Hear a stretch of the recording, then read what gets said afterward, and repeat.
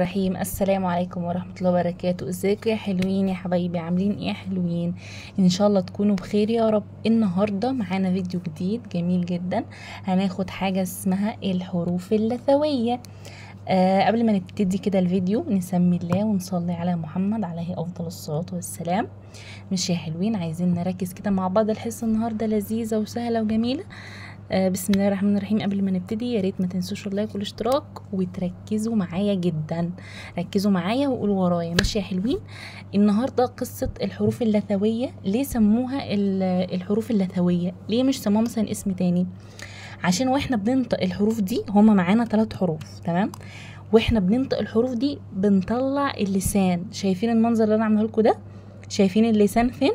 اللسان طالع بين السنان، السنان اللي هي السنان الصف اللي فوق والصف اللي تحت. اللسان بيبقى طالع، تمام؟ مش طالع كله يعني، بيبقى طالع جزء منه صغير، بس انا رسمها كده عشان تبقى واضحه. ماشي؟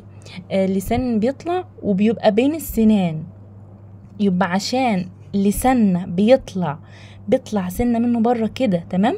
وبيبقى بين السنان، فعشان كده سميناها الحروف اللثويه. يبقى تاني مع بعض كده يا حلوين، سميناها الحروف اللثويه ليه؟ عشان لساننا بيطلع. تعالوا بقى نعرف ايه هما الحروف اللثويه ال3 دول. ايه هما؟ الثاء والذال والظاء. ده النطق بتاعهم، انا كاتبه لكم هنا.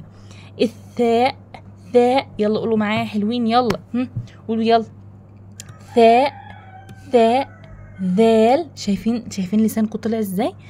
ثاء، ذال، ظاء. يلا كمان مرة عشان اسقف لكم، يلا. ثاء، ذال، ظاء.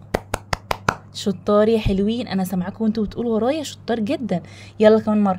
الحروف اللثوية: ثاء، ذال، ظاء. هما 3 حروف. الحروف اللثوية: ثاء، ذال، ظاء.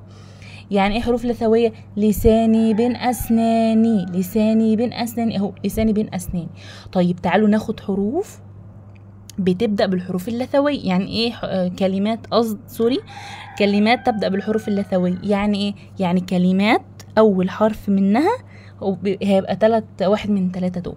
طيب معنا حرف الثاء والذال والظاء. عايزين كلمات بتبدأ بحرف الثاء. معنا ايه بيبدأ بحرف الثاء؟ ثعلب. انطقوا كده، قولوا ثعلب، ثعلب، ثعلب. ثوم، ثوم.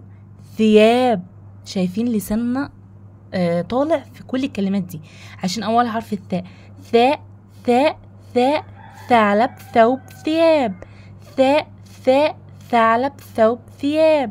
طيب ذال، ذال. ذهب، ذهب، ذراع، ذرة. شطار، يلا. ذهب، ذراع، ذرة. شطار يا حلوين. طيب ظاء، ظاء، ظاء. ظل، ظل، ظل. ظهر، ظهر.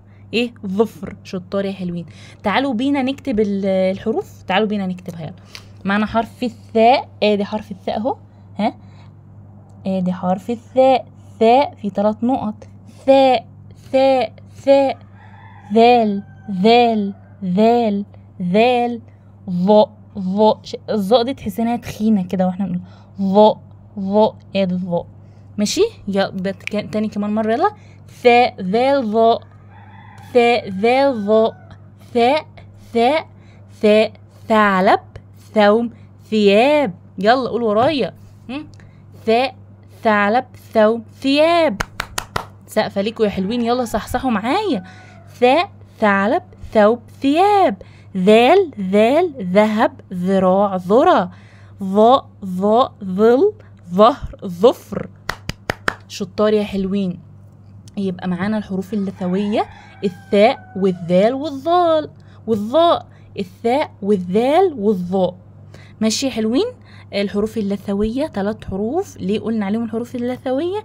عشان بيبقى لساني بين أسناني وأنا بنطق. كده نكون خلصنا شرح الحروف اللثوية.